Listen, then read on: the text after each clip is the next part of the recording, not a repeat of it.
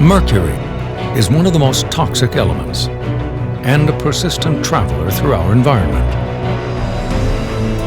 So who's the travel agent for this elemental poison?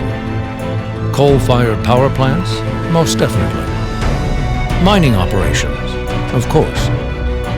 Your neighborhood dental office? Surprisingly, yes. The United Nations Environment Program reports that 10% of global mercury usage is for amalgam tooth fillings. This results in up to 340 tons of dental mercury journeying into the environment each year. In the United States, dentists are currently the largest users of elemental mercury. This accounts for roughly 32 tons of mercury used yearly to place amalgam restorations, otherwise known as silver fillings. Although the number of amalgams placed has decreased over the last few decades, dentists still use amalgam without precautions, so the threat of mercury exposure continues. Dental mercury travels many pathways on its journey back into the environment.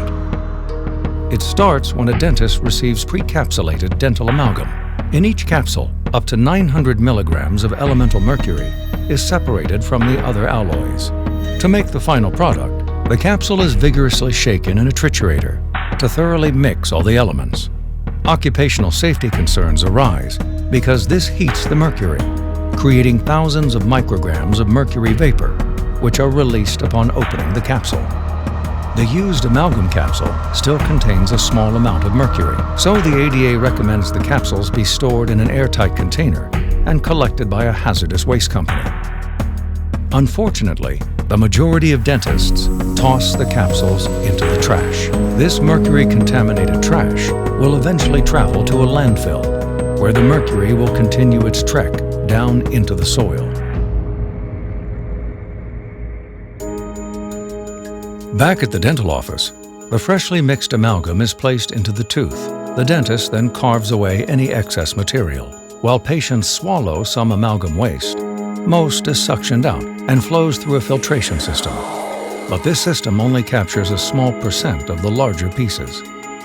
The vast majority of much smaller pieces escape into the wastewater.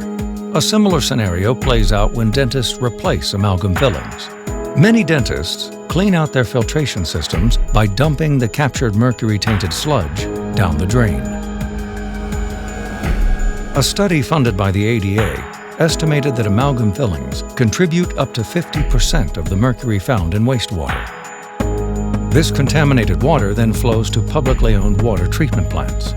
While efforts are made to remove the mercury from wastewater, most of it settles down into the sewage sludge, which is then taken and spread on land as fertilizer or deposited in a landfill. In both scenarios, the mercury constantly off-gases into the atmosphere and seeps into the ground. A percentage of the sewage sludge is also sent packing to incinerators.